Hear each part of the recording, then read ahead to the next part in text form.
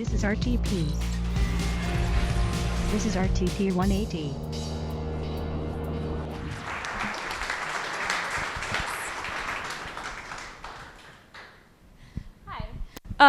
So I come from Duke University and I study control engineering. I'm a member of the robotics group, but really my focus is, as a control engineer, the mathematics of designing machines that don't fail catastrophically. So what does this entail? Well, suppose that you have a system that you want to control. Well, we can treat that as a mapping from an extended inner product space onto another that same inner product space. And we can look at the machines we design as mappings just on those same inner product spaces. Now, if we map a signal on the inner product space onto its extension, that represents basically a catastrophic failure. And we probably want good performance, so we might want to optimize some performance metrics. Okay, this is gonna be a long 5 minutes, I think, for everybody. So what is this all about? Well, as a control engineer, what I do is I try and design systems that take readings, sensor measurements, basically observations of what's going on in the world around some machine, and I translate those into actions that the machine takes.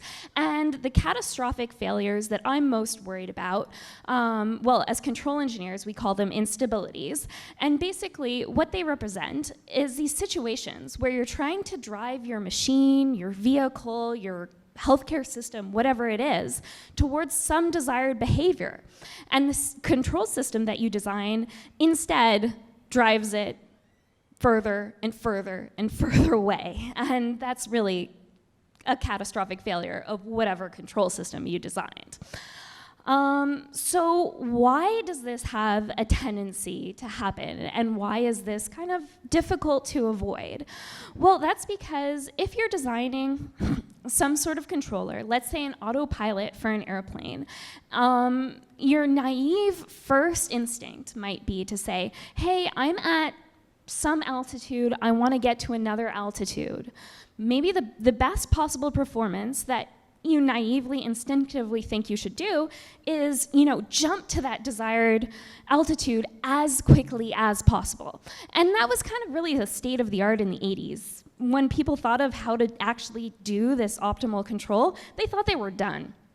But the problem is that if you design a controller that is too aggressive, that really maximizes performance, well, there's a tendency to design these controllers that are, I said it before, too aggressive. So if there's little disturbances or changes in your situation that you didn't initially account for, your controller just basically causes things to go wild and catastrophic failures result. So as a control engineer, what I have to do is always make this compromise between our desire for good performance and our need for robustness to uncertainty. So what kind of robustness and uncertainty am I talking about? Well, when we're designing any robotic system, it's got to operate under variable conditions. So if you think about the challenge of, let's say, designing a drone that is going to fight fires, you have to design your controllers to function as the drone is flying out to the fire with a massive payload of water, and as it's flying back home to get a new payload of water, and when it's much, much lighter. So the dynamics of that drone are vastly different, and your controller has to work in both situations. Another challenge is mass-produced systems. So, if you think of the cruise control in your vehicle, Ford doesn't have time to retune the cruise control on every single vehicle that comes off its assembly line just because the nuts and bolts in one are slightly tighter than the other. And they certainly can't send out an engineer to your home to retune your cruise control because you have 5 people in the car instead of 4. Yeah, just untenable. And of course, every sensor that we have is imperfect. Our eyes are imperfect, our ears are imperfect, our cameras are imperfect. There's always measurement noise. And there's always external disturbances, wind hitting that drone, or someone going and pushing over a robot, whatever it is, we have to deal with it. So as control engineers, how do we deal with it? Well, we have this notion of stability. So if we look at the problem of, let's say, placing a ball in a position where it can stay still. In a bumpy terrain, we basically have two options. We can put that ball either on top of a hill and place it just perfectly, or put it at the bottom of a valley. Now, if you place that ball on the top of a hill, if you do it absolutely perfectly, it can stay still. But if you make even the tiniest error and it's off center, or if you give that ball just a tiny little tap, it's gonna go rolling all the way down the hill, getting faster and faster and faster, potentially getting infinitely far away from where you wanted it to be. On the other hand, if you put the ball at the bottom of the valley, that's still a great position. It can stay still. But if you do it a little bit imperfectly, that ball will roll around a little bit and settle down at the bottom.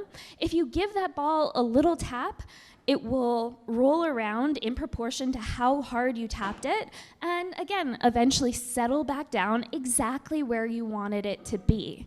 So the big difference between stable and unstable systems is that if you have a tiny action that you take on it, it gives a tiny reaction, and basically reasonable inputs lead to reasonable responses. And that's really the name of the game in control engineering.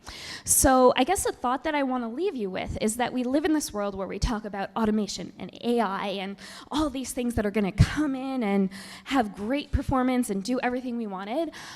And as a control engineer, what I'll say is that when we do these things, we're usually optimizing for performance.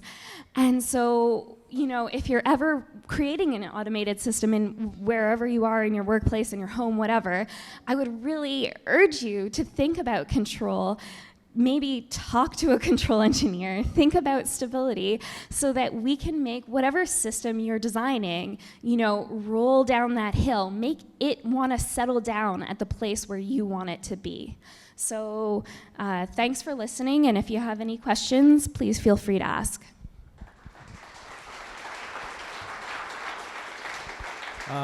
Great talk. It makes me want to go for a flight on a Boeing 737 MAX right now. Too soon?